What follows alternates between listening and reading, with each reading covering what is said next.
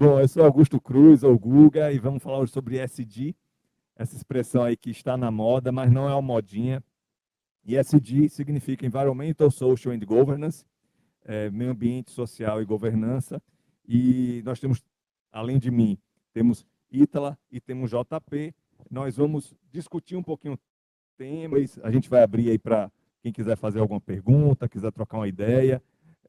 Esse é o propósito do Abará About, né? Bom, o ISD, a gente estava brincando ali, conversando no cafezinho, ele é a sustentabilidade 2.0. O tema a gente já discute desde os anos 1980, quando a gente começa a falar sobre sustentabilidade, ampliando o conceito de sustentabilidade, não apenas para as questões ambientais, mas também para as questões econômicas e sociais. E o John Elkington, ele traz muito bem isso no livro dele, Canibais com Garfo e Faca. E com o passar do tempo, a gente tem uma necessidade cada vez maior de que as empresas assumam definitivamente uma agenda de sustentabilidade ou de ESG. Afinal de contas, dos 200 maiores PIBs barra receitas do mundo, 157 são de empresas. Então, quem mais explora a sociedade, quem mais explora o planeta, são as empresas. Nós chegamos a um ponto hoje de que nós consumimos um planeta Terra e meio por ano. Isso é inviável. Esta semana foi publicado o mais recente relatório do painel intergovernamental para mudanças climáticas da ONU. É assustador o que nós temos pela frente quando a gente fala em questões ambientais. Por outro lado, a gente também tem impactos sociais muito fortes hoje na sociedade. A pandemia escancarou a pobreza. Nós tivemos, segundo o relatório do Fórum Econômico Mundial, 51 milhões de pessoas acrescidas à massa de extrema pobreza no mundo. Então, nós não podemos mais ficar parados com isso. E com o G de governança corporativa, a gente tem que, na alta direção das empresas, esses temas meio ambiente e social precisam estar muito fortes. Aqui no Brasil, nós temos algumas questões muito discutidas recentemente, nós temos cada vez mais um amadurecimento de determinadas pautas, e uma delas, que diz respeito ao S do ISD, ao social do ISD, diz respeito à diversidade, equidade e inclusão, especialmente aquelas pessoas que são historicamente subrepresentadas na sociedade e na empresa. E a Ítala é expert nesse tema, ela é fundadora da Diversa, uma empresa que tem como foco ajudar as empresas na pauta de diversidade e inclusão. E eu vou passar a palavra para ela agora, para ela se apresentar. Obrigado. Obrigada, Guga. Impressionante a didática do professor, né, gente? Obrigada pela apresentação. Gente, estou muito feliz em voltar aqui. Esse ambiente é um ambiente que não só me acolhe, mas por diversas vezes, quem já trabalhou aqui sabe o quanto é gostoso, né? Ficar aqui, se comunicar com as pessoas.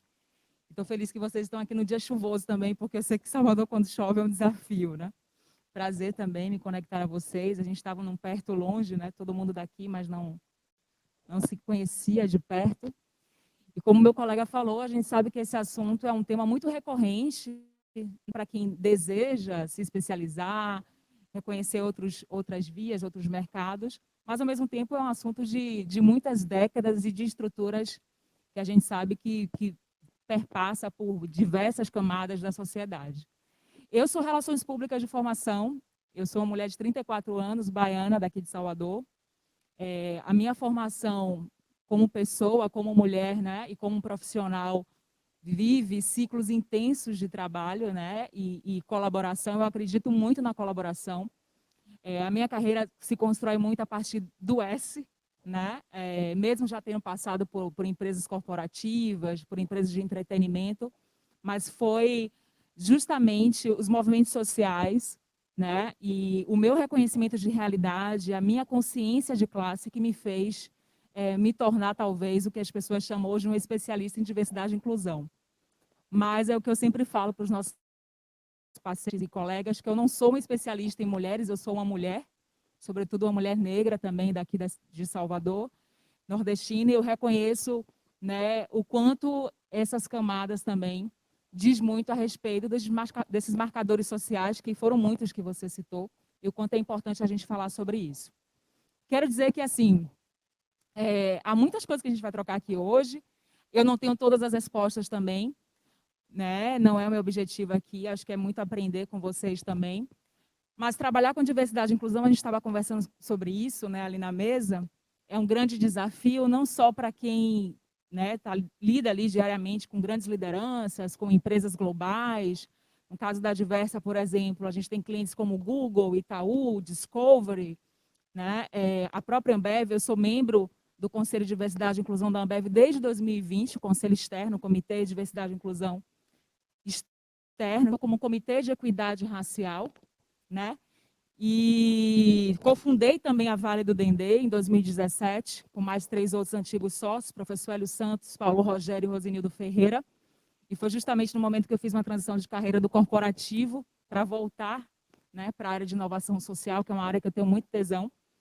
E quero comentar assim que em 2020, né, quando aconteceu aquela fatalidade, inclusive nos Estados Unidos, né, eram muitas empresas nos procurando, me procurando e procurando outros colegas para falar sobre esse tema. Era difícil lidar com isso porque, ao mesmo tempo que eu sentia que era um momento oportuno para a gente se comunicar sobre isso, me entristecia o quanto as empresas no Brasil não sabiam sobre o contexto do nosso país. Não tinha reconhecimento de realidade. Pior, se sensibilizaram por esse tema porque aconteceu nos Estados Unidos. Não é verdade? Infelizmente, essa perspectiva dora, às vezes nos impedem até de sensibilizar por o que está no nosso entorno. Tudo que eu faço, toda forma que eu me comunico, toda forma que eu interajo, e que tento, às vezes, me reeducar, porque é uma reeducação diária, gente. Ninguém nasce desconstruído, ninguém nasce, né, pronto para lidar com o diferente, principalmente em contextos culturais como o nosso, nós negamos isso. Então, todo dia eu aprendo.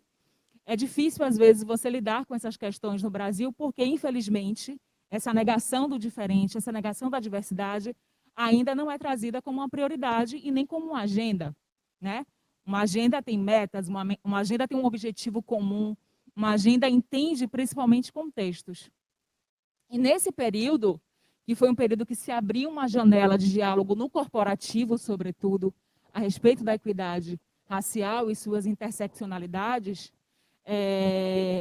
a gente percebe ali que o movimento caminha um pouco mais, mas ainda não se pensa de uma maneira sistêmica, né?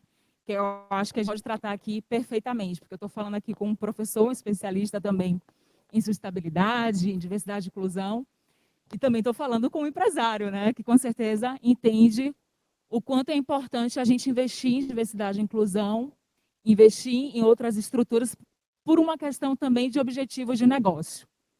Para finalizar esse bloco, eu quero dizer que, assim, falar sobre diversidade e inclusão não é falar sobre caridade, tá? Falar sobre diversidade e inclusão é falar sobre inovação, é falar sobre algo que não volta mais atrás. Quem não procurar entender sobre isso, quem não procurar se contextualizar, quem não procurar aceitar o diferente, não o novo, porque eu tenho um problema com essa palavra novo, às vezes o novo nega o que já existe. Eu fico um pouco incomodada quando as pessoas falam novo. Gente, às vezes isso me dói, porque existem várias Salvadores dentro da Salvador, né? Existe uma memória que às vezes é negada e não há futuro sem memória para mim, sabe? Então, quem não procurar se interar sobre isso, realmente vai ter pouca vantagem competitiva no mercado, vai ter pouca vantagem competitiva na indústria, vai ter, inclusive, uma distância entre um diálogo que está sendo, né, de uma maneira difícil ainda, construído. Então, é algo que eu chamo de necessidade mesmo, para que a gente realmente entenda que sim, dá lucro, que sim, vai ser economicamente melhor para todo mundo, e não só isso, que a gente vai poder aprender mais com pessoas diferentes de nós, né? Então, eu vou passar agora a palavra para um colega, que estava comentando ali sobre essa perspectiva que a empresa dele tem global e que está, né, chegando também aqui em Salvador. Olá, pessoal. Alô? Ouvem? Olá, pessoal. Boa noite. Meu nome é João Pedro Teles, mas meus amigos e conhecidos me chamam de JP. Eu sou Country Manager da Sezzle A Cesel é uma empresa da área financeira que dificilmente se encontra no mercado empresas que verdadeiramente praticam ESG, principalmente no setor financeiro. A Cesel é uma fintech da área de Buy Now, Pay Later, que é uma modalidade de parcelamento sem juros. E talvez seja a única fintech no continente americano como um todo, norte, centro e sul, que seja uma fintech B Corp. B Corp, a gente vai poder entrar mais em detalhes durante a fala, é um tipo de certificação que garante por processos e por auditorias que uma empresa certificada realmente pratica aquilo que fala, que é um dos grandes desafios para que o ESG realmente seja reconhecido e valorizado, é a gente poder separar o joio do trigo. Dizer que faz ESG é muito fácil. Fazer verdadeiramente é outra história. E o selo B, que aqui no Brasil é administrado pelo Sistema B, permite que as empresas apliquem para essa certificação. Está baixo aí atrás? Melhorou agora? Tá. Que as empresas possam aplicar para essa certificação e ser reconhecida verdadeiramente por auditoria externa de que aquilo que está no discurso em termos de compromissos ambientais, sociais e de governança ou ética nos negócios realmente é praticado por aqui. Então, a Cesel está chegando no Brasil esse ano.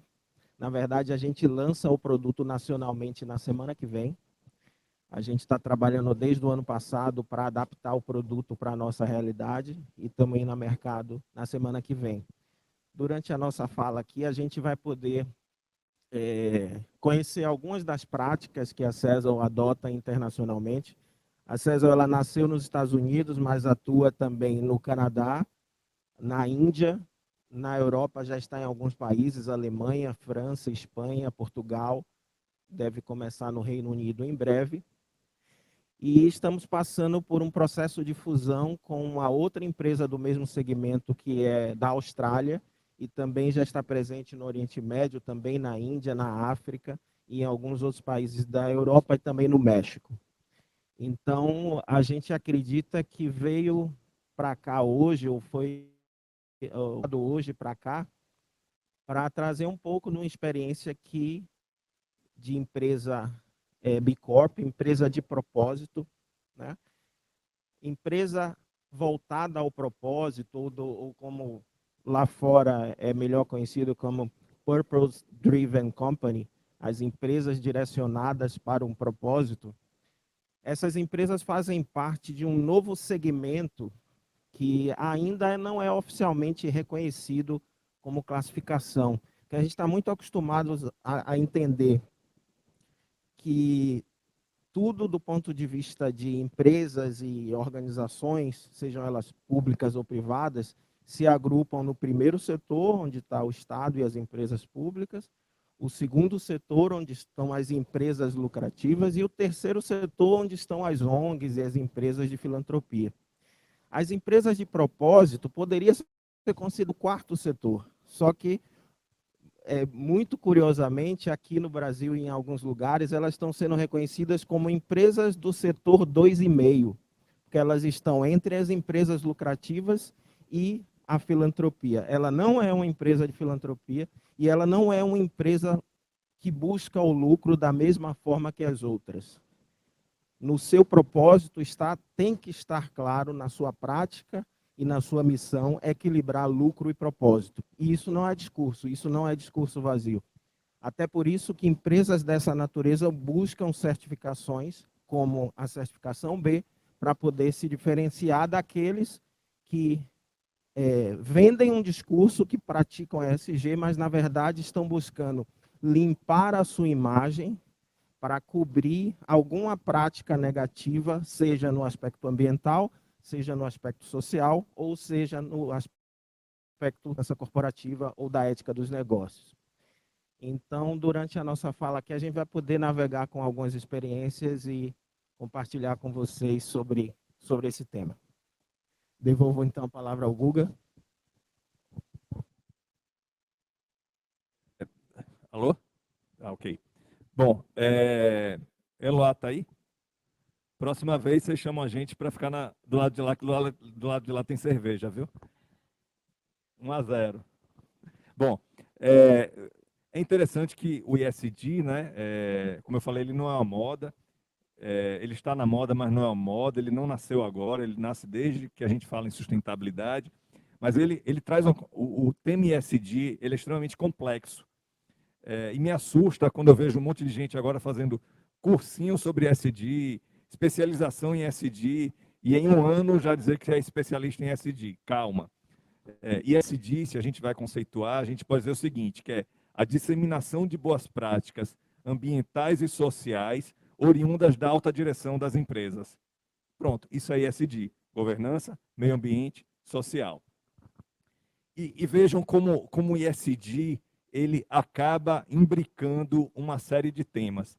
Esse mês de março é um mês que eu gosto muito. Nós temos 2 datas bastante emblemáticas para comemorar em março. A primeira é no dia 8 de março, Dia Internacional da Mulher, e a segunda é no dia 15 de março, Dia Mundial do Consumidor. Quando a gente pensa em ESG, e a gente começa a pensar meio ambiente e social, tanto o Dia da Mulher como o Dia do Consumidor, eles se tornam bastante emblemáticos nessas discussões de ESG. Quando a gente fala no Dia da Mulher, nós temos as questões de diversidade e equidade e inclusão a serem consideradas, é a discussão de gênero em todos os setores da sociedade, na própria sociedade em si, no mercado de trabalho, no mercado, quando a gente fala em consumo, e quando a gente vai para o direito do consumidor, ou para o dia do consumidor, a gente começa a pensar em consumo sustentável, consumo responsável, consumo consciente. Nossas cidades refletem o nosso consumo. Vou utilizar de novo a pandemia. Com a pandemia, nós crescemos muito os serviços de delivery e de e-commerce. Isso resulta em embalagens. Nossos lixos aumentaram sobremaneira com embalagens plásticas, embalagens de papel, e cada vez mais a gente tem necessidade de reciclar esse material. E, mais do que isso, repensar o nosso consumo. Se a gente vai observar quais as indústrias que mais poluem no olhar brasileiro são indústria petroquímica, agronegócio e moda. São as indústrias que mais geram resíduos, roupa que a gente compra em quantidade. Nós temos uma média de 42 peças adquiridas por pessoa no Brasil anualmente. E o uso médio de uma peça de roupa, acreditem, é de 6 vezes por pessoa. Considerando isso de uma maneira geral. Você diz, não, mas essa calça aqui eu uso todo dia, é minha farda, tá? Mas você tem aquele vestido que fica lá guardado no guarda-roupa, tem aquele paletó que você só usa quando algum amigo vai casar, etc. Então, a gente tem que repensar hábitos de consumo, a gente tem que pensar em diversidade e inclusão. Isso tudo entra na agenda de ESG nas empresas. E aí, vejam que riqueza a gente consegue num painel como esse. A gente tem Ítala falando sobre as questões de diversidade e inclusão, onde no mês de março a gente pode tratar única e exclusivamente da mulher. A gente pode passar o mês inteiro aqui discutindo questões relacionadas às mulheres. E a gente tem uma empresa, a Cizel, eu tive a oportunidade de conversar com o JP no cafezinho, e é interessante que é uma empresa que trabalha com consumo responsável. Da forma como eles oferecem o serviço, evidencia que eles querem que as pessoas consumam, mas de uma forma consciente. Isso é muito interessante. E aí, ele falou de 2 coisas aqui muito legais, e antes de passar a palavra para eles, eu preciso ressaltar. A primeira é o brand washing. Nós temos pesquisas do barômetro de Edelman, por exemplo. A Edelman é a maior empresa de comunicação corporativa do mundo. Ela faz anualmente uma pesquisa chamada Barômetro da Confiança. E a desse ano, ela traz lá que a maioria dos consumidores prefere adquirir produtos e serviços de empresas que tenham propósito. E nós temos a geração de vocês, milênios e Z, que optam por consumir, por investir e trabalhar em empresas que tenham propósito. Então, vejam, isso faz parte da agenda de ESG. Então, a complexidade do ESG é muito grande. Eu vou passar a palavra para a Ítala, ela pode explorar um pouquinho mais aqui o tema diversidade e inclusão, inclusive sobre a ótica do consumo, né? Então, vou lhe passar a palavra agora. Obrigado. Bacana. Uma coisa que eu só quero também aproveitar um gancho que eu acho muito legal também que o JP comentou, porque você traz também esse repertório de outros contextos, de outros países, que é um grande desafio para quem empreende também com impacto positivo e com impacto social no Brasil. Eu sinto isso, né? Primeiro porque assim, a gente não tem uma legislação que contemple o nosso modelo de negócio no sentido de pensar como impacto social, impacto positivo. Então, às vezes você se vê como aquele filho assim deserdado, porque você não é uma ONG, né? Você não trabalha com filantropia, ao mesmo tempo você não é uma empresa que quer lucrar de maneira irresponsável ou exacerbada. Então, você às vezes está ali dentro de um conceito de startup de impacto, que é também recente, ou um conceito de negócio de impacto, que também vem dos últimos 10 anos, cada vez mais sendo compreendido pelo ecossistema do Brasil. E é tão difícil, porque eu acho que tem uma coisa que poderia nos ajudar muito, né? Sobretudo nesses atores, que eu sei que vocês todos que estão aqui são parte, né, desse esse grande ecossistema que a gente, né, tenta organizar e tornar sustentável, que é, além de uma ausência de legislação, a gente tem, infelizmente, uma coisa que nos atrofia, né? Que é a falta de um reconhecimento de necessidade de pensar nossa tributação. Porque, com certeza, se uma empresa no Brasil com comprometimento com a área social, com a área sustentável e com impacto social positivo e com a equidade também, tivesse ali um modelo de tributação diferente, ela poderia, com certeza, escalar mais rápido, avançar mais. Eu falo isso porque é a minha realidade mesmo. Ela poderia, com certeza, se tornar até mais sustentável e mais eficiente, inclusive para o poder público, né, e para esse setor privado que está virando um grande Frankenstein aí também. Então, o que eu quero dizer é que, assim, não adianta a gente falar aqui de termos, conceitos, claro que essas experiências de vida são interessantes, eu sei que vocês têm também, se a gente sempre trazer a palavra contexto para a nossa roda, sabe? Uma coisa é a gente falar sobre ESG aqui em Salvador, outra coisa é a gente falar sobre ESG em São Paulo ou na África do Sul. Cada lugar tem a sua camada específica, e isso tem que ser respeitado, sobretudo nessa agenda. Porque Guga estava falando mais cedo, poxa, a gente está aqui em Salvador, nós somos especialistas aqui em sustentabilidade, responsabilidade social, ou tanto no social como também no impacto. E às vezes a gente precisa de um intermediário que está no Sudeste para nos contratar para uma empresa do Sudeste.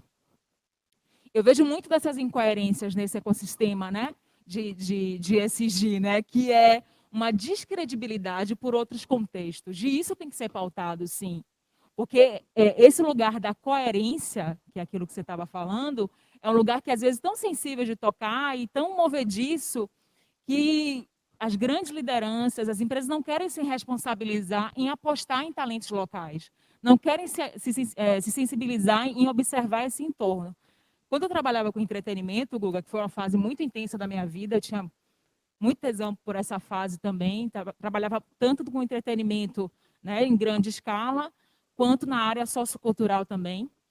E como relações públicas, às vezes a gente lidava com algumas marcas e alguns clientes e artistas, e por volta eu percebi que às vezes a gente queria inovar, fazer algo em um lugar diferente, né, pertencer a outros espaços, mas não, essas marcas não queriam se comunicar com o entorno.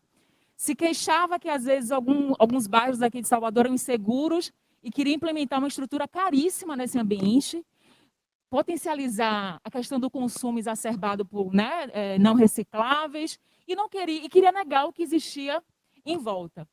Claro que acontecia merda quando isso era mal feito ou feito de uma maneira descuidadosa, né? E o preço que uma empresa paga, uma marca ou uma personalidade paga hoje por uma crise da sua reputação é muito mais alto do que o investimento que pode vir a ser feito com uma coisa chamada diálogo.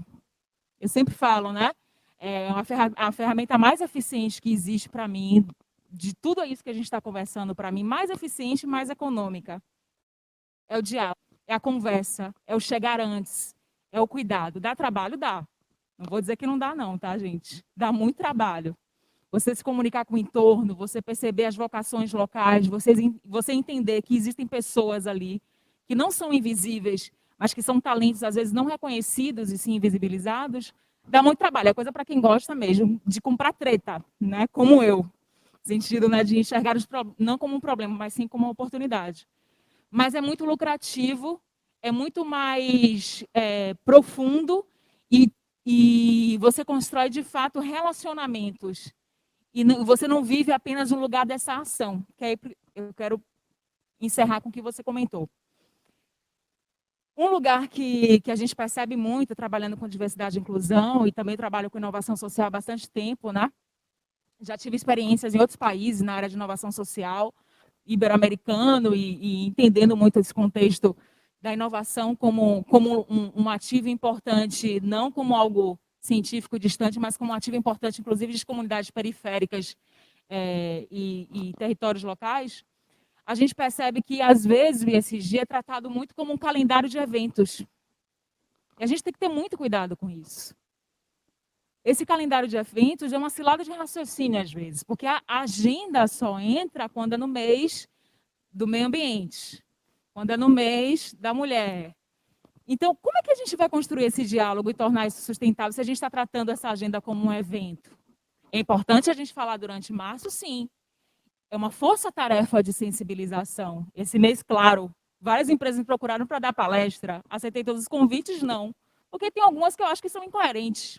Não contratam mulheres, não têm altas lideranças femininas, não entendem os contextos de mulheridades, não pensam em equidade real. O meu compromisso com a minha criatividade é sempre me perguntar quem vai ser beneficiado com ela. É o meu compromisso. Que é uma coisa que a gente tem que ficar atento. O compromisso de ESG é um compromisso individual também. E é um compromisso de decisão. Comprar ou não comprar esse produto na mão dessa empresa, sabe? É difícil, mas é um compromisso diário também. E que também, meia volta aqui, é aprendizado diário. Eu aprendo muito com todas essas pessoas. Então, eu quero puxar essa bola porque você está do outro lado da mesa. Você está do lado das pessoas que ofertam esse produto mais responsável e uma camada, digamos assim, mais consciente de que você não quer só lucrar, você quer causar outro tipo de impacto. Queria que você relatasse também essa experiência. Então, antes de entrar um pouco mais no detalhe sobre boas práticas, o que nós praticamos e que empresas como a nossa também praticam, queria só complementar um pouco mais em relação à necessidade de desmistificar o ESG. Talvez esse seja um dos grandes desafios de profissionais especializados, consultores, aqui como o Guga e como a Ítala, é desmistificar o ESG na cabeça dos empresários, dos colaboradores das empresas e até dos consumidores. Por ter se tornado uma moda, né? Também concordo com o Guga que não tem nada a ver com modismo. O ESG, ele é um reflexo de ações que vêm da década de 50, quando os temas relacionados à responsabilidade corporativa começam a ser praticada nas empresas. Ela ganha uma aceleração ali na década de 90, quando o mercado financeiro começa a reconhecer que uma empresa, para ser bem avaliada do ponto de vista de investidores profissionais, elas não deveriam apenas mostrar indicadores financeiros saudáveis e atrativos, mas ela precisava também equilibrar esses indicadores com indicadores que mostravam o seu comprometimento ou a sua responsabilidade com alguns temas relacionados ao meio ambiente, à inclusão social e à transparência e à ética nos negócios. E o ESG ganha esse rótulo, né, mais recentemente, na última década, e as pessoas começam a tratar como moda. ESG é o tema do momento. ESG é um tema que deve estar na pauta das pessoas que estão querendo se posicionar, das empresas que estão querendo se posicionar, com a percepção, não é uma coisa passageira, é uma coisa que é divisor de águas, sim, E a gente tem vários exemplos com internacionais e nacionais que mostram a importância da empresa estar consciente que não é um calendário de eventos. Não vão ter datas específicas para mostrar que a gente é bonzinho em alguma dessas 3 letrinhas. Precisa ser realmente uma prática diária, um comprometimento da empresa. Existe um gráfico, um slide que é usado em várias áreas, várias palestras de negócios, e que, se a gente tivesse aqui, eu gostaria de usar também, que é o slide do iceberg, né? Que faz a analogia daquilo que está perceptível ali, a superfície, né? E uma quantidade muito maior de coisas que está abaixo da superfície que não estão visivelmente ou não estão sendo percebidas pelas pessoas. Então, o que não está sendo percebido hoje está na raiz de uma mudança comportamental que o Guga citou aqui, de uma geração que é transformadora pelo que ela faz, mas principalmente por aquilo que ela busca. Geração Z e milênio, que é boa parte das pessoas que estão aqui presentes, eu acho que inclusive a nossa colega aqui é milênio, eu e o Guga somos geração X, né, Guga? Você falou que tem 52, eu tenho 51, então estamos ali no X, mas conscientes de que a geração Z e milênio tem uma participação muito grande nessa mudança cultural dos empresários e dos colaboradores da empresa, pelas suas decisões de consumo, né? Eu que tenho 3 filhos, tenho um de 18, uma de 13 e outra de 12, dificilmente na década passada ou há 2 décadas atrás, você via uma criança de 12 anos pedir para a sua mãe ou para o pai que compre um shampoo que não testa em animais. Isso não existia na nossa geração, esse comprometimento, essa ação direta de uma criança interferindo numa decisão de consumo, né? Isso já é realidade. Hoje em dia, por que fala-se tanto da geração Z e milênio no impacto econômico das empresas? Porque, do ponto de vista quantitativo, Z e milênio já está superando a quantidade de X e baby boomer. Baby boomer está morrendo, X vai começar a morrer, e daqui a pouco, quantitativamente, Z, millennial e os mais novos vão chegando no mercado. E tem um momento de virada de chave, que é quando o PIB per capita geracional passa a ser maior na outra geração do que na mais antiga. Se a gente pegar hoje PIB per capita por geração, ainda tem geração Z ou geração X e baby boomer com um valor maior do que Z e millennial. Mas essa chave está virando. E como as empresas olham para frente, elas têm que estar preparadas com quem vai gastar dinheiro comprando seus produtos e serviços. E se você não estiver alinhado a essa geração, se estiver preso aos conceitos do passado, você tem um monte de concorrente ali na rua que com certeza já pensa assim. E assim são as empresas de propósito, né? A gente pode enumerar aqui durante a conversa várias ações, mas eu queria dizer que, independente das 3 letrinhas, ambiental, social e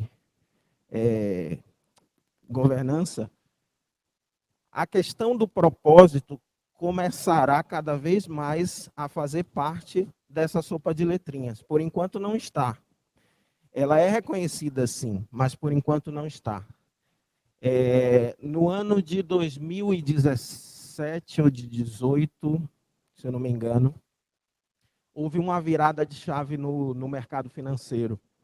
O CEO de um dos maiores fundos de investimento internacionais, que se chama Blackstone, gere trilhões de dólares em ativos e aplica muito em empresas tradicionais, existentes, e aplica também em fundos de venture capital, que é o objetivo da maioria das empresas do setor de tecnologia que estão aqui reunidas num hub como esse, nos lugares do país.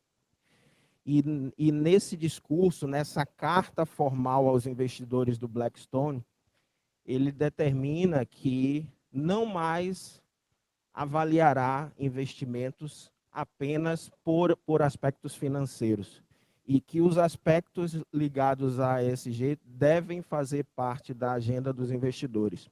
Então, quando você percebe que tem vetores impulsionadores do mercado que são o que determina uma direção, uma tendência fortemente apontados para a mesma direção, e quais são esses vetores? O vetor governamental que define o retório, o ambiente regulatório onde as empresas vão atuar. Hoje, várias legislações modernas no mundo todo estão muito focadas em garantir uma responsabilidade ambiental, social e corporativa para o setor empresarial. Então, o regulatório está muito direcionado para isso. O outro vetor a gente já falou aqui, que é o consumo. Se as pessoas da nova geração que dominarão o poder de compra e o fator decisório na hora da compra, estão comprometidos com causas ambientais, sociais e de ética nos negócios, são essas empresas que verdadeiramente conseguirão comprovar que praticam isso de forma estruturada e correta, é que vão levar entre um concorrente que não pratica ou pratica de forma simplória e aquele que verdadeiramente pratica o ESG. E o terceiro vetor impulsionador disso é o investimento. Se um dos maiores fundos do mundo diz há 2, 3 anos atrás que o fundo dele e os outros deveriam estar levando em consideração o que a empresa é do ponto de vista ambiental, social e de governança, não precisa de mais nada para a gente entender que não é uma coisa passageira e que não é um modismo. É uma realidade que quem já não está praticando perdeu já o bonde. Tem que correr atrás, porque é logo... Na minha próxima fala eu vou falar um pouco do que a inovação e a economia exponencial tem a ver com isso. Mas vou dividir a palavra aqui com os meus colegas, que eu acho que já falei demais agora.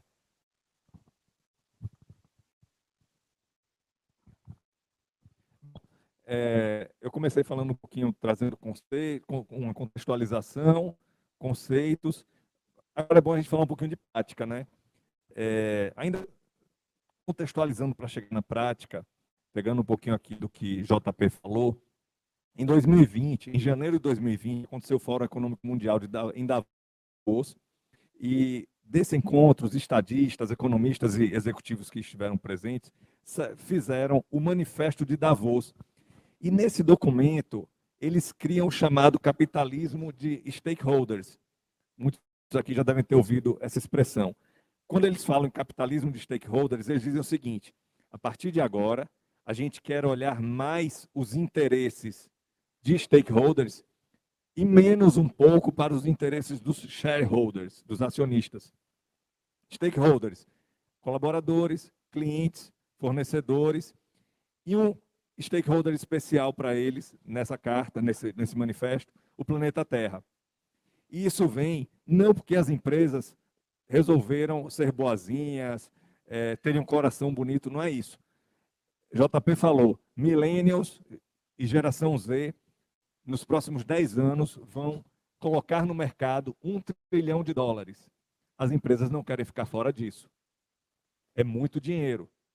Como eu comentei com você, porque a geração Z e millennials, ela está comprando, sendo empregada, vendendo, consumindo, investindo. É essa turma agora de vocês que estará no mercado.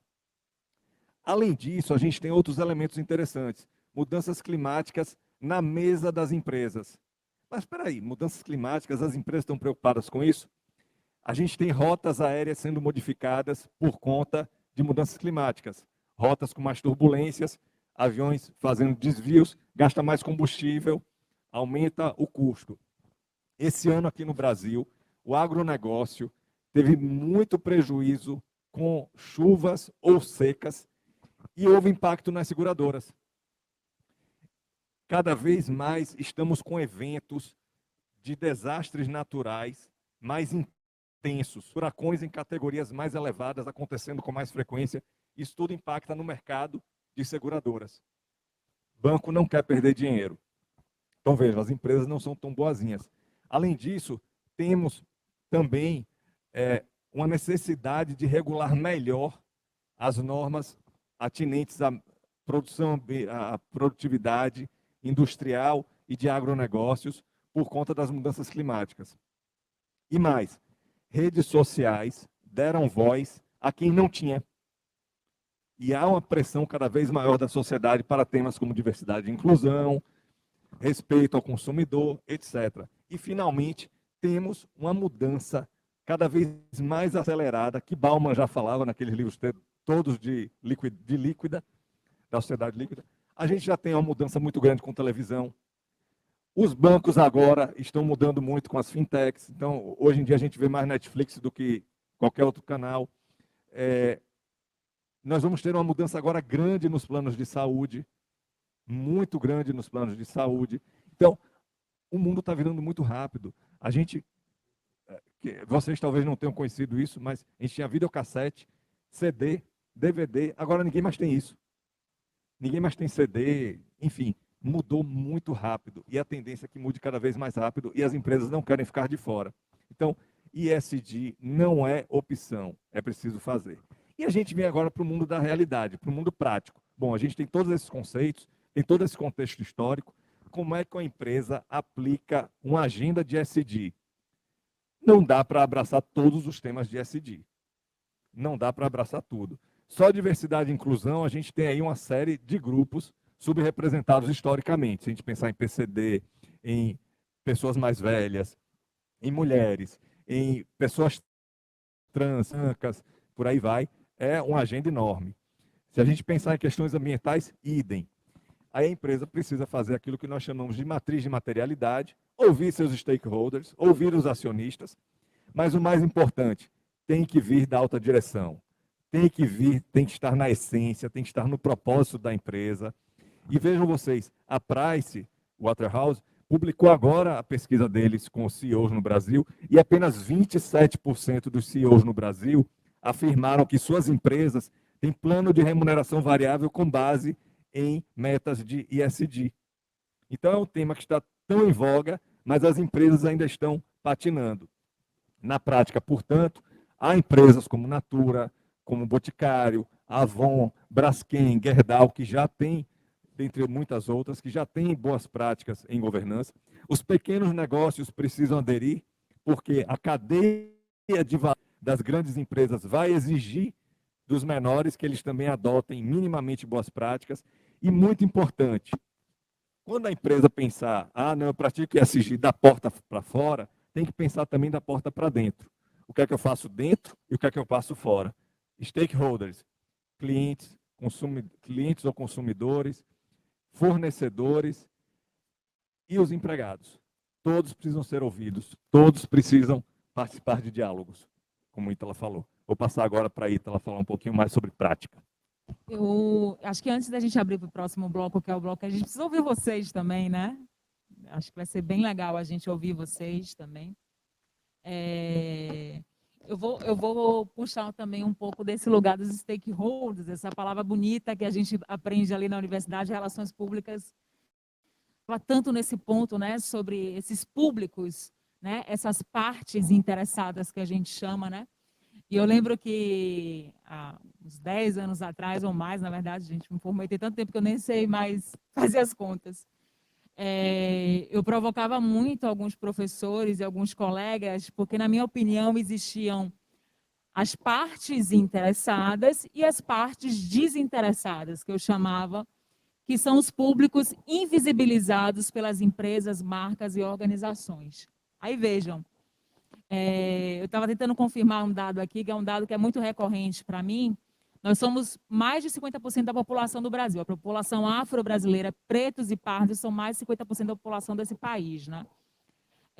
Em 2020, se eu não me engano, foi o Instituto Locomotiva, junto com a Folha, publicou uma pesquisa de mercado, a partir do pilar de consumo, dessa população afro-brasileira. Vejam que em 2020, as mulheres negras movimentavam 704 bilhões ao ano em relação ao consumo. 704 bilhões ao ano em relação ao consumo. Elas também são partes desinteressadas de diversas marcas, produtos e inovações.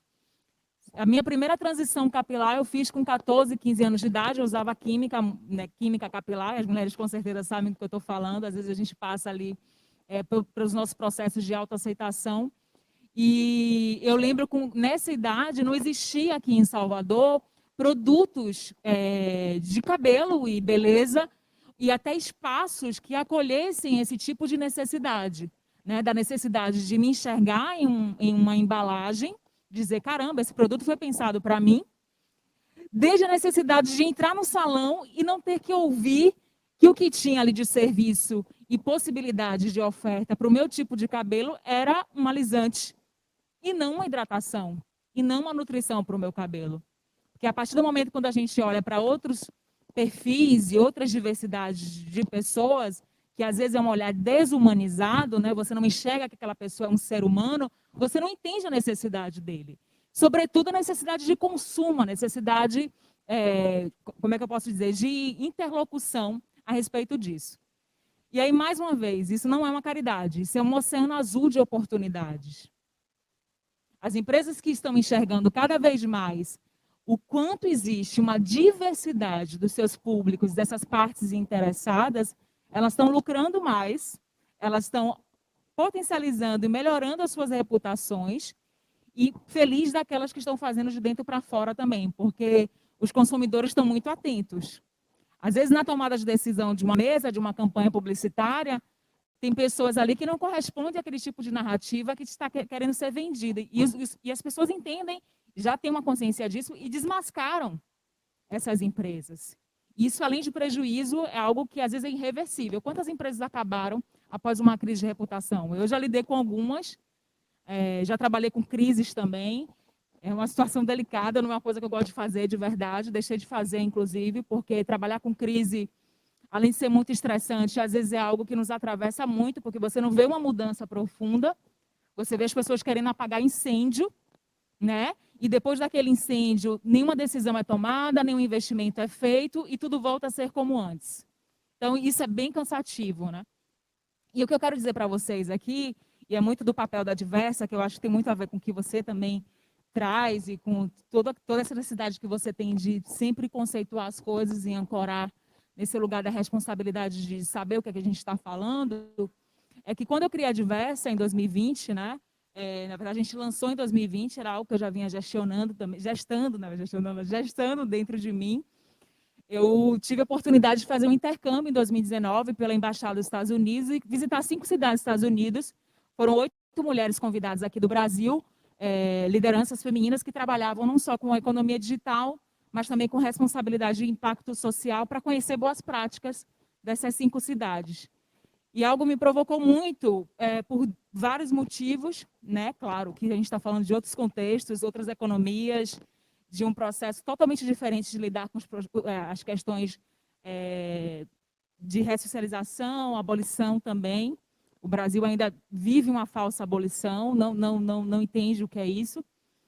Mas me impressionava muito a possibilidade de ter acessos a créditos de uma maneira mais fácil para as mulheres.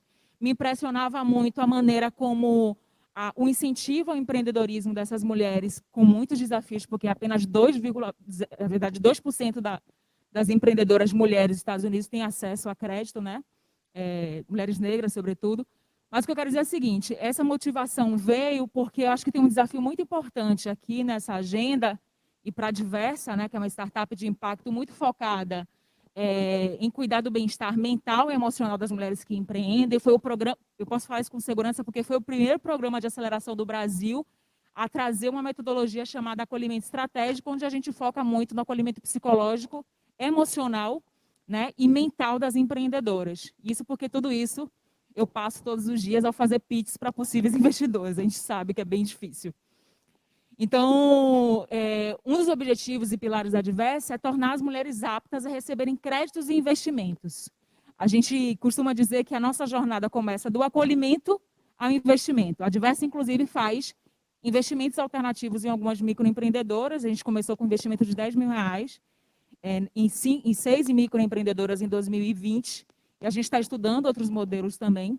É muito difícil, mas ainda a gente entende que é muito necessário, porque dentro dessa agenda do social, eu estou muito cansada só de treinar as pessoas, sobretudo as mulheres. Eu acho que a gente precisa colocar dinheiro na mão delas, porque senão a mudança não acontece, né? Tem muita mulher pronta já, e tem muitas pessoas prontas para fazer a diferença, inclusive viver das suas próprias ideias.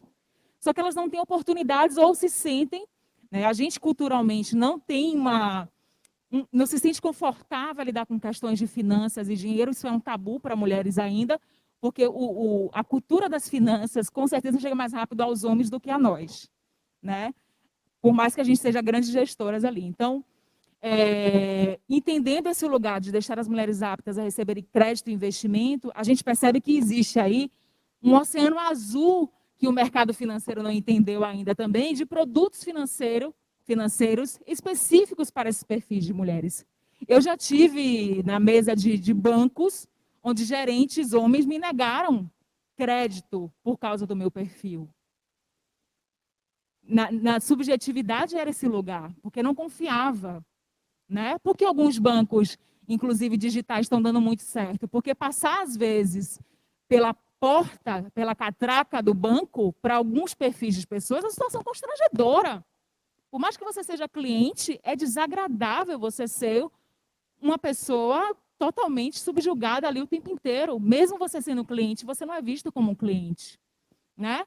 Então, essa experiência digital privou a muita gente, inclusive, a ter um conforto de saúde mental até melhor em relação à experiência bancária, né?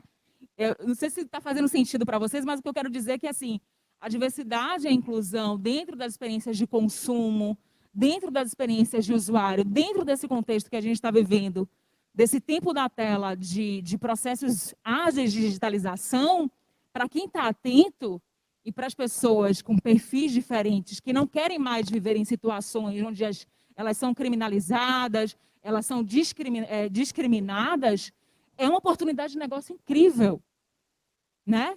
Todo mundo sai ganhando, né? Então, poderia aqui falar diversos números, inclusive, sobre uma coisa que acontece muito com a gente quando a gente faz investimento em alguns perfis de mulheres. A gente trabalha com mulheres nortistas também. A gente tenta desburocratizar ao máximo esse processo do investimento. E a gente também, como parte do ecossistema, está muito atento aos fundos, não só nacionais e internacionais. E a gente já está percebendo ali uma discussão que é desses investidores falar, olha, principalmente dos bancos do caminho do meio ali, de investimento mais bancos mundiais, enfim, que também a gente foi financiada pelo IFC, é que esses fundos, eles não querem mais apostar em empresas que não estão comprometidas com essa agenda. Porque está dando muito errado até aqui ter um perfil único de pessoas em cargos de lideranças. A gente já percebe, inclusive, diálogos com possíveis investidores que falam, sua empresa tem quantas mulheres no time? Né? Quantas pessoas diferentes estão aí? Então, a maioria das vezes que a gente lidava com essas mulheres, a gente percebia ali que tinha também muitas que eram desbancarizadas. A população desbancarizada no norte e nordeste do Brasil é absurda, isso não sou eu que estou falando.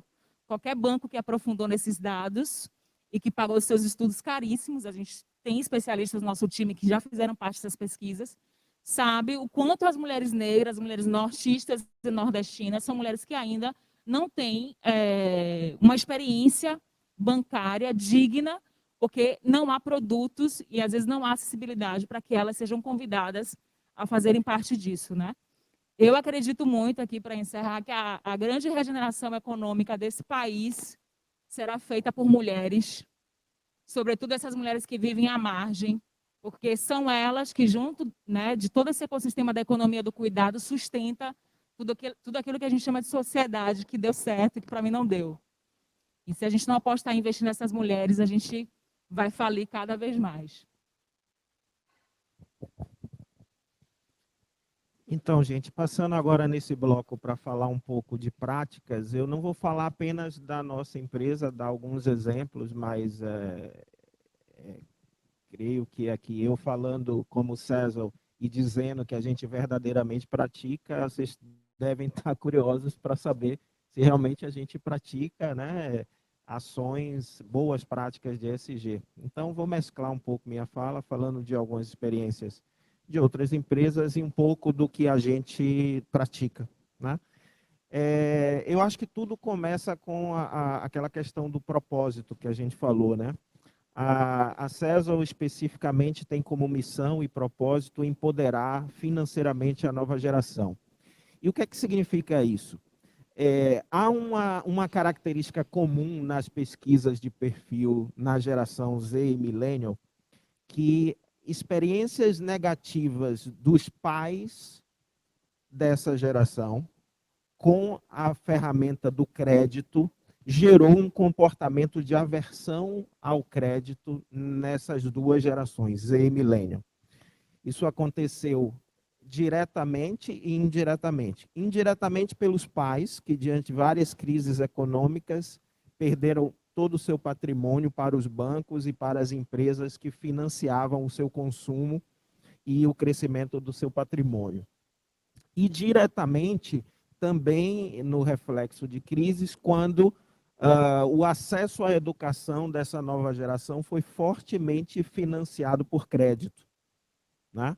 Então, quando essa geração se viu desempregada ao final da universidade e endividada, seja aqui no Brasil, seja no exterior, a relação com o crédito se tornou uma relação não desejada, né?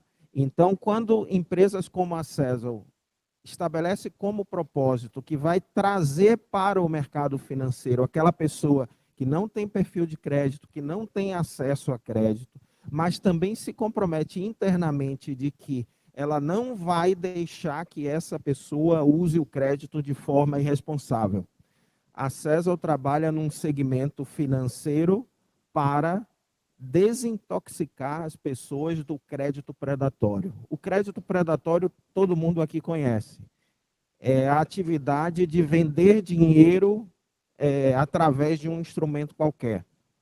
Eu vendo um sofá, um armário, um celular, uma TV, um liquidificador parcelado em 20, 30, 40, 60 vezes. Uma parcela pequena que cabe no bolso daquela pessoa e, naturalmente, depois de algum tempo, essa pessoa não vai conseguir pagar, o nome dela vai para o Serasa e ela fica impedida de manter uma vida financeira saudável, perde a sua liberdade financeira. A CESL não checa a Serasa, não negativa nenhum cliente. Se o cliente deixa de pagar, ela suspende a possibilidade dele comprar novamente enquanto ele não restabeleça a sua adimplência. Então, esse é o primeiro compromisso que está na nossa missão, né? Garantir que uma nova geração que não tem acesso ou não sabe lidar bem com crédito possa desfrutar da possibilidade do aumento de poder de compra e da simplicidade através da nossa experiência de usuário com aprovação automática, passando pelos algoritmos e pela inteligência artificial que analisa o perfil daquela pessoa diferente do que o mercado financeiro tradicional avalia. E por isso a CESL tem mais de 88% de taxa de aprovação, mesmo de pessoas negativadas e de pessoas sem perfil de crédito. Então esse é o propósito, garantir o empoderamento financeiro de uma nova geração. Não que os mais velhos não possam usar, podem sim, mas o foco da CESL está nessa geração. Daí, olhando para dentro da empresa, o que é que a empresa faz para estar em compliance ou estar em conformidade com aspectos das 3 letrinhas ESG. E aqui vale mais uma vez desmistificar o ESG. Você não precisa ter práticas extremamente elaboradas, complexas ou de grande porte para você ser verdadeiramente praticante do ESG. Você pode ter boas práticas, práticas verdadeiras, práticas simples e que funcionam e que têm impacto. Então, por exemplo, como que a CESL pode contribuir no aspecto do ambiental? Com compromissos simples. Primeiro compromisso da CESL é zerar a pegada de carbono da empresa.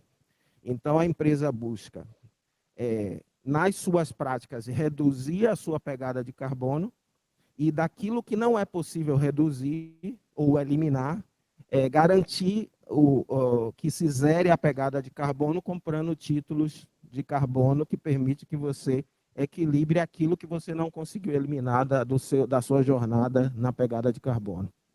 Tem outras práticas simples também, mas muito efetivas. A CESO estabeleceu um compromisso de plantar uma árvore para cada novo cliente que ela adquire. Ano passado, completamos 3 milhões de árvores plantadas em vários locais do mundo. O Brasil vai começar a receber árvores a partir desse ano, do ano que vem, a partir do momento que a gente conseguir crescer a nossa base de clientes. Aqui tem um mimozinho da nossa equipe de marketing, todos vocês vão receber. Nossos clientes também são estimulados a eles próprios plantarem árvores. A gente tem uma lembrança aqui para cada um de vocês, que é um lápis que vocês podem usar no dia a dia e ele vai ser gasto ao longo do tempo. Ele é biodegradável, mas ele tem uma semente de uma árvore que tem o nomezinho da variedade da árvore na embalagem. A embalagem também é biodegradável. Ao final do uso desse lápis, vocês podem plantar na sua casa ou num local público e vai nascer uma árvore ali que foi incentivada pela nossa empresa, fora daquelas que a gente planta contratando empresas especializadas para poder garantir esse compromisso. Um outro aspecto é garantir na cadeia de fornecimento da empresa de comprar produtos de empresas que também se comprometem com os aspectos ambientais. Então, todos os fornecedores são convidados a apresentar suas práticas para saber se a CESO está segura em comprar daquela empresa de acordo com as práticas que ela exerce. Ainda no setor ambiental, daqui a pouco o Léo e o time vai me lembrar de mais algumas, falar um pouco do social. No social, olhando para dentro da empresa, há um compromisso estabelecido nos indicadores de desempenho, os famosos KPIs. Boa parte deles são indicadores de ESG. Um dos mais presentes está ligado à diversidade. A CESO americana tem um score de diversidade bastante competitivo, mas eles estão precisando melhorar em alguns aspectos. Lembrando aqui que diversidade não é apenas gênero e questão racial, é diversidade como um todo, ampla, envolve pessoas com deficiência, pessoas com características físicas diferentes. Então, por exemplo, nós no Brasil somos só 25 apenas, nós começamos em junho do ano passado, nosso time vai crescer muito ainda, mas somos 25 e o compromisso de garantir equilíbrio tem que começar do zero. Então, quando a gente começou lá em maio, os 4 fundadores, havia uma quinta pessoa que era uma mulher, mas os outros 4 todos eram homens. E por questão de Covid, essa pessoa teve que sair do grupo para cuidar de pais adoentados de Covid e não pôde continuar. Então, começamos 4 pessoas, 4 homens. E começamos com compromisso. Tem que ter mulher no time, tem que ter mulher no time. E no início a gente era muito masculino, hoje a gente é mais feminino. Precisamos aumentar mulheres em cargos de liderança. Na matriz americana, 3 de um grupo de 8 executivos de C-Level, 3 são mulheres. Isso também é raro se encontrar no C-Level uma proporção de 3 para 5, além de mulheres também no conselho de administração. Há um equilíbrio de gênero bastante positivo na matriz, mas mesmo assim a CESO implementou um programa interno de formação para garantir que lideranças femininas possam ascender dentro da empresa, ganhando educação e conhecimento patrocinado pela empresa. Aqui nós somos bastante diversos no nosso time de 25. Temos negros, brancos, gordos, magros, jovens, velhos. O nosso mais jovem tem 18, o nosso mais velho tem 65. E toda vez que eu recebo um pedido de nova vaga, eu vou para o desequilíbrio e peço que o líder que está pedindo aquela vaga atinja aquele equilíbrio. Então, Léo mesmo aqui está conosco, ele é o ele é o head de marketing. O time de Léo são 4 pessoas, né? 4 pessoas. Eu disse, Léo, precisamos equilibrar o feminino aqui, está faltando mulher no time. Ele montou um time todo de mulheres e garantiu o equilíbrio, né? A gente precisa aumentar a quantidade de negros e afrodescendentes no grupo. Temos 3, 4, precisamos aumentar. Temos um desafio que vamos contar aí com a empresa da Ítala, que realmente conseguir ocupar vagas, garantindo que você tenha tempo necessário para encontrar alguém. Porque se a gente desistir na primeira dificuldade, e as dificuldades estruturais de encontrar uma pessoa negra com grau de qualificação, experiência e educação, é mais difícil mesmo, mas não é impossível, é só mais difícil. Então, se você desistir num primeiro momento que vê 2 ou 3 currículos bons e não tem nenhum negro ali, e você desistir e contratar o primeiro, você não está sendo responsável para garantir aquela equidade dentro do seu. Então, gaste um pouquinho mais de tempo, é simples. Essa é uma ação super simples e é de graça. Tá? Então, do ponto de vista de equidade, a gente tem essas ações, a gente tem patrocínios de bolsa de estudo para alunos em dificuldade, e tem um aspecto bem interessante que está alinhado com algumas práticas que a Ítala citou. Nós temos um programa chamado Incentivo ao Black Owned Business. Isso ainda nos Estados Unidos nós vamos replicar aqui, que é um incentivo a empresas que são fundadas e geridas por donos negros.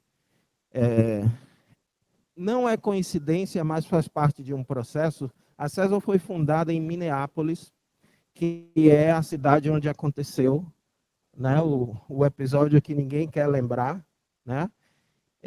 Só que ela é fundada por 3 jovens, um imigrante da Palestina, que é o Charlie Joaquim, um americano branco de família tradicional americana e um jovem da área de tecnologia que se juntaram e decidiram que queriam fundar uma empresa de propósito. Eles tinham se capitalizado pela venda de uma empresa na área de tecnologia, da área de estacionamentos, e eles decidiram, não, temos dinheiro, agora queremos propósito. E eles foram buscar um negócio que pudesse complementar aquilo que faltava na vida deles, que era equilibrar lucro e propósito. Falando agora da parte do G, da governança. A Cesel, assim que se estabeleceu, ela aplicou o programa B Corp.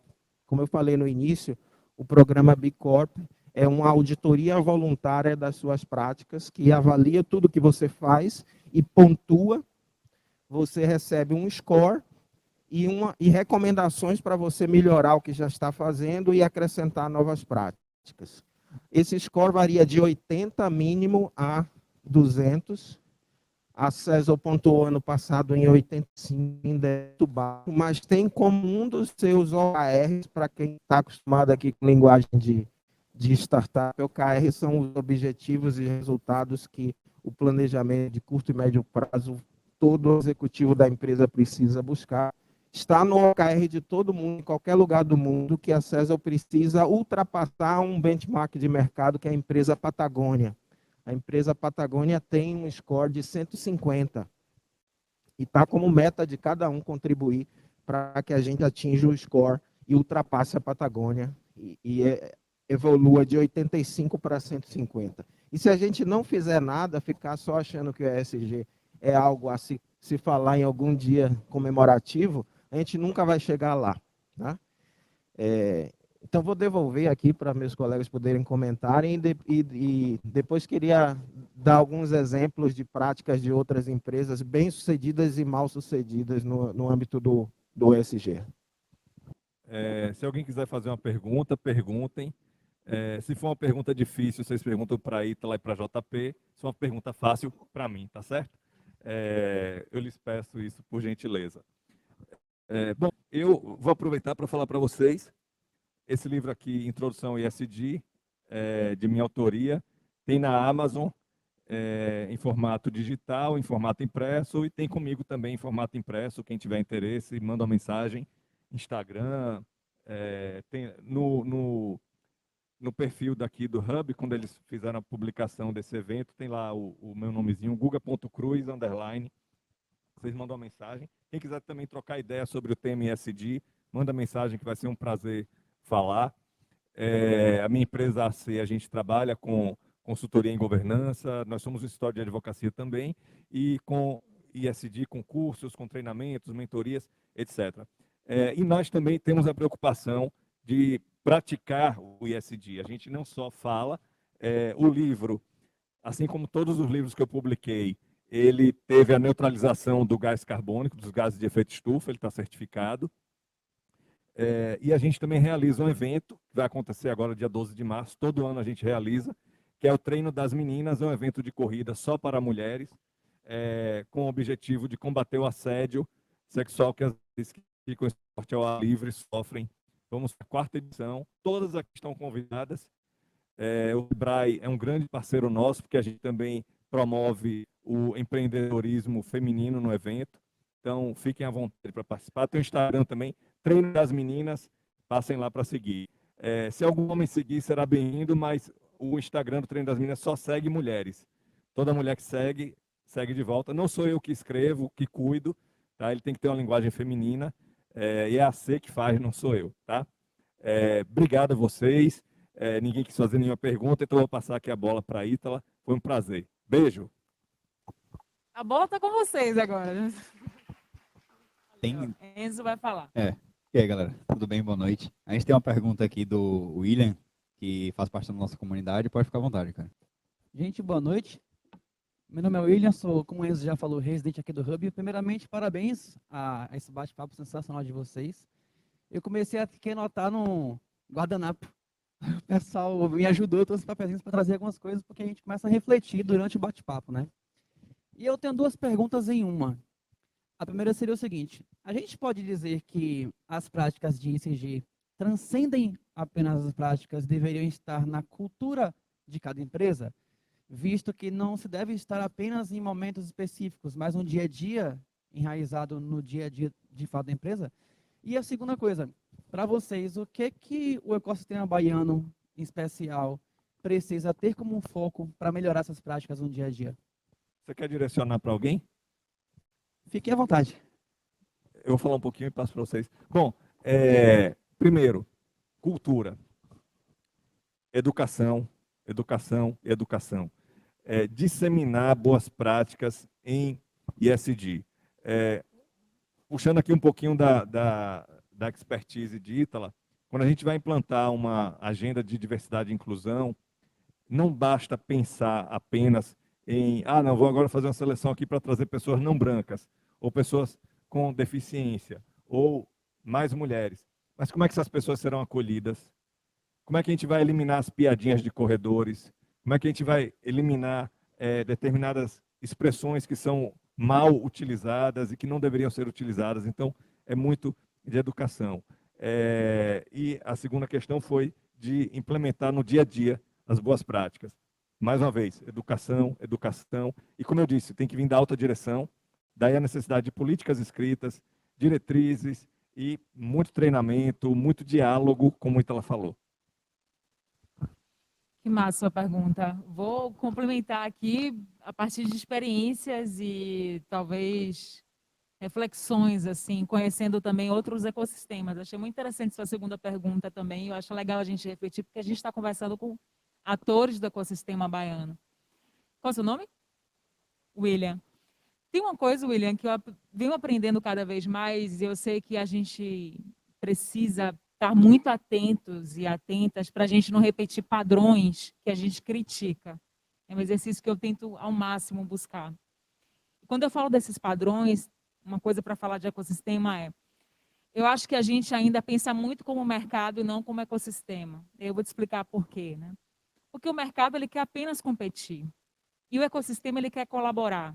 Eu sei que é uma palavrinha bonita que caiu no senso comum, né? E que às vezes até se dilui em relação ao que significa colaboração. Eu já participei de processos difíceis e desconfortáveis de colaboração com pessoas de outros contextos, de países, de histórias de vida, sociais. Não é fácil. você às vezes está imerso em processos como laboratórios enfim, sprints e outros métodos que são muito utilizados, mas até em comunidades que você não tem um repertório. E lidar com esse diferente é difícil, tira a gente da zona de conforto, mas é muito enriquecedor. Eu acho que a gente ainda não entendeu a força dessa colaboração como deveríamos, né? Porque a gente ainda tem uma mentalidade muito de mercado. Então, a gente só quer concorrer, a gente não quer conviver. É diferente esse mindset do concorrer e do conviver, porque o conviver, e aí as cosmovisões que me inspiram, que são as afro-brasileiras, as africanas, as indígenas, entende o conviver como uma prática diária, como uma prática de troca. Ninguém se beneficia em cima do outro. Apenas trocamos porque respeitamos não só o que nos compõe, mas a sua história de vida também. Então, primeiro eu acho que a nossa sociedade precisa reaprender a conviver, porque a gente ainda está dentro de um contexto que, não vou romantizar, que é patriarcal e que é capitalista, sobre o concorrer, mas que não está dando mais certo.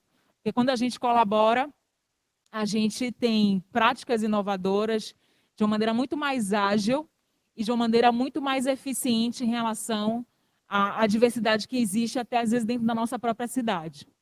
O segundo ponto é, quando a gente pensa em ecossistema também, é muito importante a gente entender, para mim, 3 coisas. Primeiro, a memória. Quem que chegou antes? Quem está aqui no meu entorno? O que constitui essa cidade, esse bairro, né?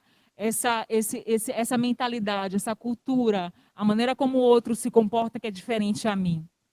Compreender isso, para mim, causa muita inspiração, inclusive me dá muitos insights. Eu aprendi muito estudando não só outros modelos de outras cidades, países, por exemplo, como a Colômbia, que eu tive recentemente uma experiência muito positiva no passado, era um sonho conhecer, porque a Colômbia me inspira muito, principalmente Medellín em relação a isso.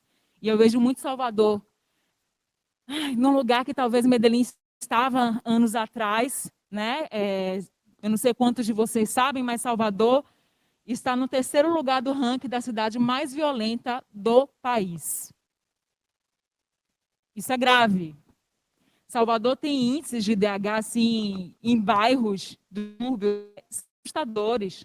Pessoas que vivem em condições assim, de mínimo de assistência básica, estou falando de saneamento, de mobilidade. Isso é muito grave também.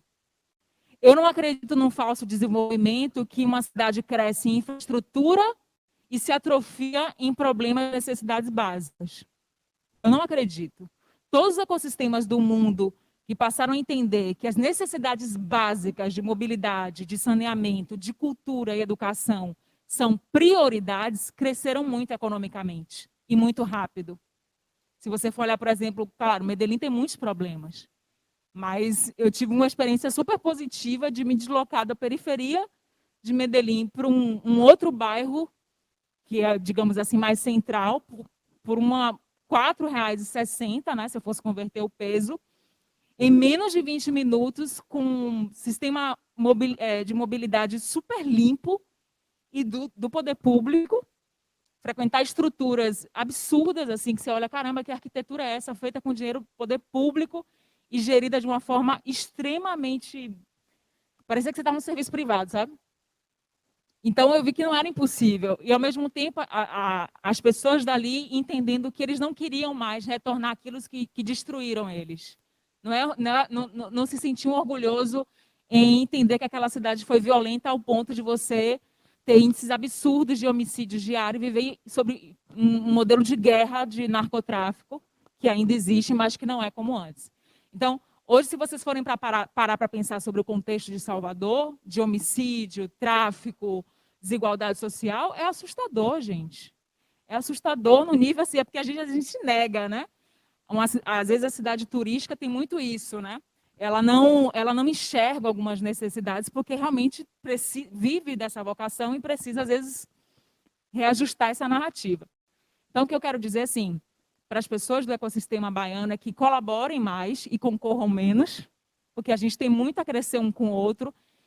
E se a gente se unir mais, a gente vai acelerar mais ainda isso que a gente está se tornando, que é um polo absurdo de diversidade, tecnologia e inovação, que pode atrair empresas como a sua, né, como a de vocês, e outras empresas globais, porque entende esse lugar como um terreno fértil, e que a gente esteja muito atento aos contextos socioeconômicos, sociais e culturais da nossa cidade, antes até de criar uma solução para um problema que às vezes as pessoas, né, porque só para concluir, assim, trabalho com relacionamento comunitário e com inovação social, e às vezes as empresas vinham, então a gente quer criar um curso de, sei lá, tecnologia tal para essa comunidade. Mas vocês ouviram a comunidade?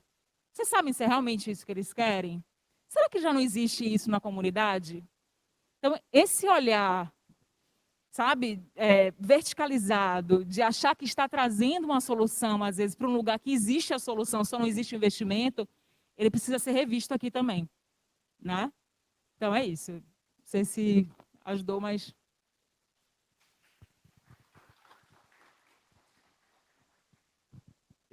Complementando a resposta à pergunta do colega em relação ao ecossistema baiano, queria começar meu comentário contando um pouquinho da história. Por que que a CESL tem sede na Bahia, né?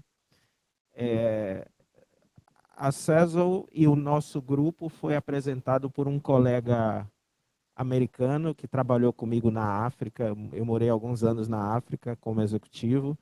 E esse amigo americano também é consultor da CESL em Minneapolis. Ele mora lá em Minneapolis e é consultor da CESL. E por ter vivido no Brasil, eles pediram apoio, né, para encontrar um grupo de pessoas que primeiro compartilhasse do propósito deles, né, de ser uma empresa que equilibra propósito com lucro, e segundo, que fosse capaz de implementar a solução da CESL com competência aqui no Brasil.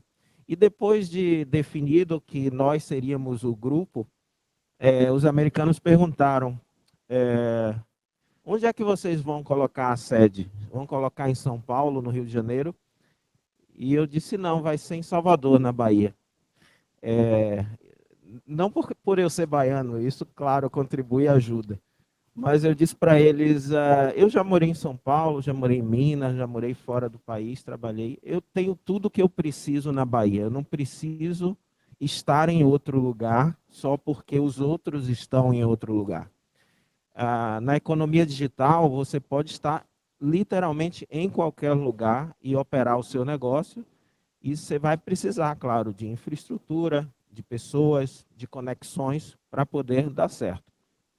Então foi uma decisão. E essa decisão foi super apoiada por eles, porque eles também estão fora dos dois polos dos Estados Unidos, né? Você tem um polo na costa leste, outro na costa oeste, que concentra muito empresas de tecnologia e financeiras.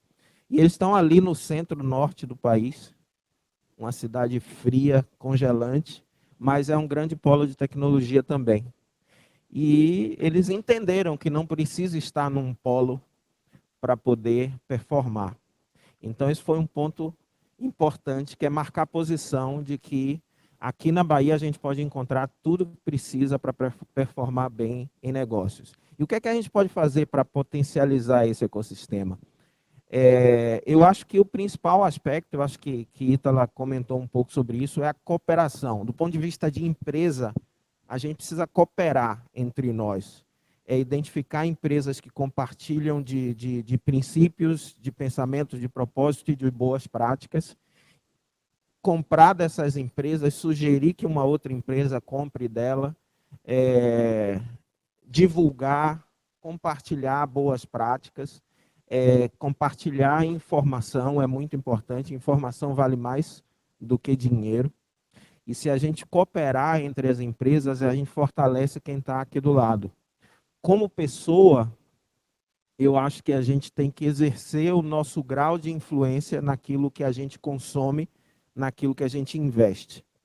Se a gente realmente direcionar o nosso consumo para empresas que contribuem com o ecossistema ou que garantem as práticas que a gente discutiu aqui hoje, mesmo que não estejam aqui, a gente vai estar contribuindo para o fortalecimento do ecossistema de empresas que estão nesse ecossistema aqui, mas que também contribuem para um ecossistema maior, que estão alinhados com os 3 pilares aqui do ESG.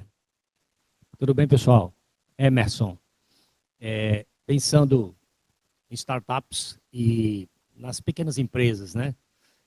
Quais seriam assim uma boa prática, 2 boas práticas de início para dar suporte à implementação do ESG dentro dessas organizações, startups e pequenos negócios?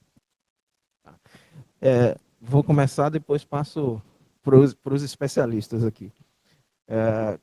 Vou falar pensando como empresário, como executivo de uma startup, que, embora minha mãe seja grande lá fora, eu sou pequeno aqui e a gente vai ter que começar pequeno. A gente precisa definir metas como empresários para atingir objetivos específicos nesses 3 pilares. Não precisam ser metas grandiosas, mas se estabelecermos metas que eu quero atingir 1 ou 2 objetivos em qualquer dos 3 pilares, ou até buscar atingir os 3 pilares de uma forma mais ampla, esse é o primeiro passo. Depois, escolher ações simples, que podem ser ampliadas ou acrescentadas ao longo do caminho. Então, por exemplo, ações simples, você pode reduzir na sua prática de escritório material que gera resíduo, né? Você ter uma garrafinha metálica em vez do copo plástico e das garrafinhas como essa, já é uma prática simples e super fácil.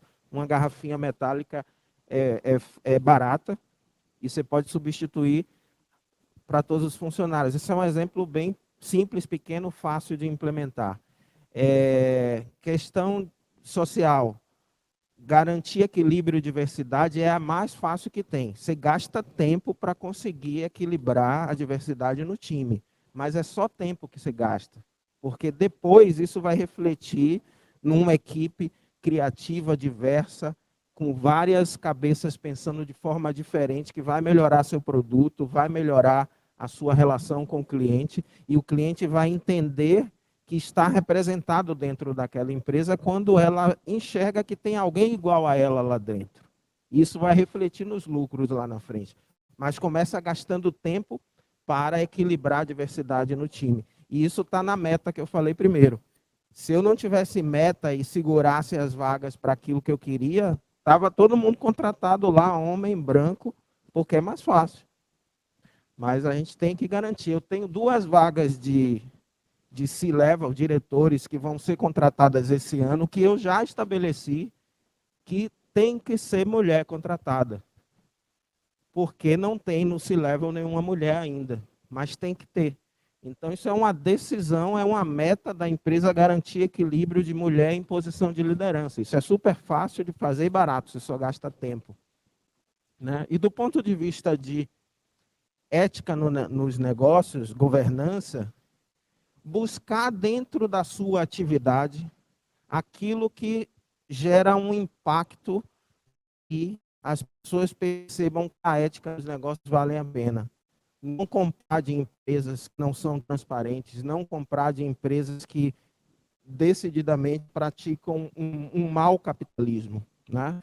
Se você não compra dessas empresas, essas empresas vão se multiplicar menos, vão prosperar menos, e a gente vai ter cada vez mais empresas que têm boas práticas de ética e transparência nos negócios.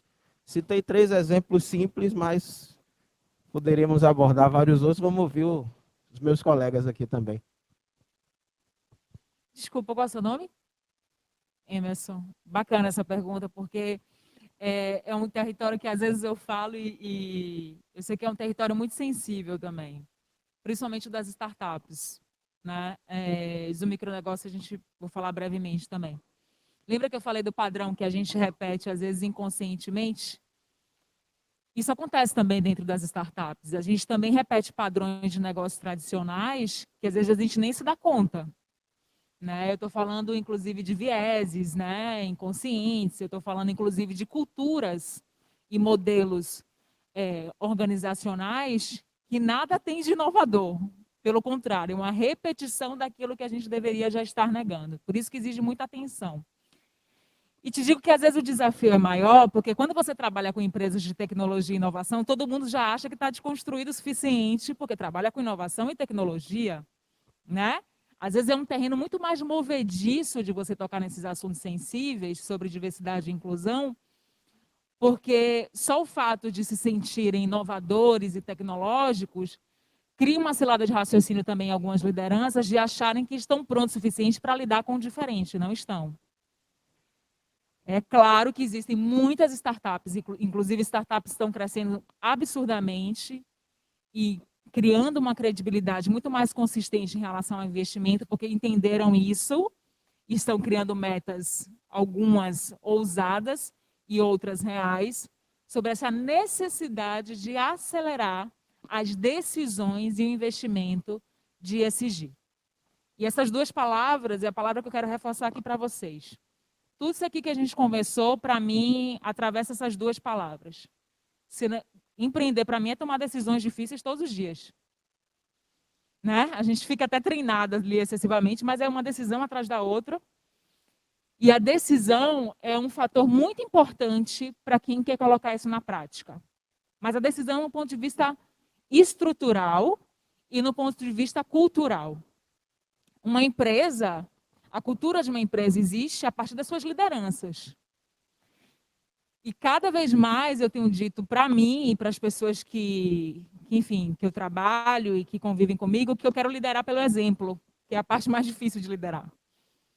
Eu não quero vestir um personagem de liderança que eu não sou. Eu sou um ser humano, tenho falhas, tenho erros, mas eu entendi que liderar pelo exemplo é muito mais eficiente. E liderar pelo exemplo é tomar, às vezes, decisões difíceis, é ter conversas desconfortáveis, é lidar com questões sensíveis de camadas do ser humano, que às vezes é complicado. Eu trabalho com acolhimento, eu sei o que é isso. Eu tenho um time majoritariamente de mulheres, e por ser uma empreendedora também, que vivo a minha solidão ali de empreender sozinha, tive que, por diversas vezes, acolher emocionalmente, né? Mesmo não tendo estrutura, muitas das mulheres do nosso time, por entender que eu já tinha passado por aquilo que elas estavam passando. Mas eu apostei em alguns talentos, sabe? E eu entendo que a maneira como essas pessoas se dedicam para o meu negócio é diferente. Porque elas entenderam que se sentem confortáveis nesse ambiente também. Então, a decisão para mim é importantíssima. Decidir na hora de comprar, decidir na hora de cadastrar um fornecedor, tomar boas decisões. O microempreendedor da mesma forma. Investimento. Eu não estou falando que ESG precisa de milhões de dinheiro para fazer soluções reais acontecerem. Mas precisa de um investimento de tempo, como ele falou. A gente não vai mudar as coisas da noite para o dia. As pessoas tendem a achar que essas coisas surgem do nada. É tempo, é dinheiro e é talento. Para encerrar, assim, a gente está vivendo uma geração que está tendo mais coragem, inclusive, do que a minha, de dizer não para muitos chefes e oportunidades incríveis de trabalho, porque estão sendo maltratadas, estão sendo assediadas, reconhecem, a gente dá nome agora para as coisas, né? Quantas vezes eu fui assediada e nem sabia que tinha sido assediada no meu ambiente de trabalho. Essa geração, que é uma geração que domina a linguagem dos códigos, que domina o que ele tem dito, os dois têm dito aqui, desse comportamento e exigir na prática, que está mais atenta a essas exigências, a gente vai precisar muito deles, porque daqui a pouco eles vão se tornar obsoletos, ou eles vão se tornar maiorias. Então, tem muita empresa desperdiçando o talento e não conseguindo reter esses talentos porque não querem se adequar culturalmente a respeitarem um outro modelo de vida e de pensamento. Então, abram a cabeça para isso, sabe? Conversem com essas pessoas, entendam as necessidades delas, qual ambiente mais confortável para elas. Isso às vezes não custa nem muito caro. Invistam na saúde mental das pessoas que trabalham com você. Invistam, sobretudo, nessa necessidade de trazer times diferentes, porque as coisas vão andar muito mais rápido mesmo. Não é só por uma questão de coerência, é porque realmente cabeças diferentes, pensando, conseguem implementar processos de inovação e produtos muito mais rápido. Emerson, você é bem pragmático. Quando eu falei aqui sobre geração de valor, de que as grandes empresas exigiriam isso das menores, você assentiu, eu vi na hora. Então, assim, sendo bastante pragmático. Hoje, nós temos cerca de 700 fundos de investimento baseados em ESG e outros 200 e alguma coisa baseados nos ODS, Objetivos de Desenvolvimento Sustentável, que foram propugnados pelas Nações Unidas. Então, se você pensa numa startup, ou você tem já na sua empresa uma pegada de ESG da porta de dentro, da porta para dentro, e ou você tem um negócio que pensa no ESG. Uma amiga minha está administrando agora uma carteira da Bambu, lá em São Paulo, de 50 milhões de dólares para startups que pensem em ESG. Inclusive, ela quer olhar aqui para o Nordeste. Bom, esse é um ponto. E daí a necessidade de você já, desde logo, pensar em governança corporativa na sua startup ou no seu pequeno negócio. Isso começa na relação entre os sócios. Eu conversei sobre isso com o Enzo hoje. Como é que está a relação entre os sócios? Aquele contrato social que o contador faz, já copia e cola, é pronto? É bom repensar isso. Segundo, no momento que o investidor desse aparecer, ele vai fazer uma DUI na sua empresa. Você tem política, você tem diretriz, você já tá olhando dessa forma, você tem um código de conduta, canal de denúncia, etc. E aí, nas questões sociais e ambientais, é importante pensar em impacto. Ainda que o negócio seja pequeno, mas pense em impacto. É muito mais relevante se você disser o seguinte: olha, meu negócio é pequeno, mas eu contrato pessoas da comunidade do entorno. Eu propicio a inclusão dessa turma, eu reduzo a quantidade de gás carbônico que esse pessoal vai gerar vindo para a empresa. Se você quer utilizar energia limpa, se você quer estimular que a empresa gaste menos com impressão de papel, luz, etc., utilize isso para remunerar seus colaboradores, reverta isso para os colaboradores ou para os consumidores e mostre. É importante mostrar. Então, sendo bastante pragmático, deve-se implantar uma agenda de ESG, sim, nos pequenos negócios e nas startups. Porque ESG, eu vou repetir, não é uma opção. Obrigado, galera. Acho que não tem mais nenhuma pergunta aqui agora à noite. Muito obrigado novamente, João Pedro, Ítala e Guto, por estarem aqui, né? E esse papo sobre ESG é o início de uma nova era voltada para isso aqui no Hub, onde a gente vai fazer com que as pessoas interajam mais sobre esse tema, que elas aprendam mais e que, principalmente, que a gente use momentos como esse, estamos todos aqui juntos para iniciar novas conexões, né? Acho que a grande entrega de hoje é justamente deixar o canal aberto para que a gente interaja e que a gente crie essas conexões a partir desse tema. Para quem está assistindo depois, porque esse conteúdo vai para o online, pode dar um alô para a gente, para cada um do pessoal, os links de cada um vai estar na descrição e nos tags. Por hoje é só, né? E sejam bem-vindos à nossa comunidade, pessoal. Fiquem à vontade para voltar mais vezes.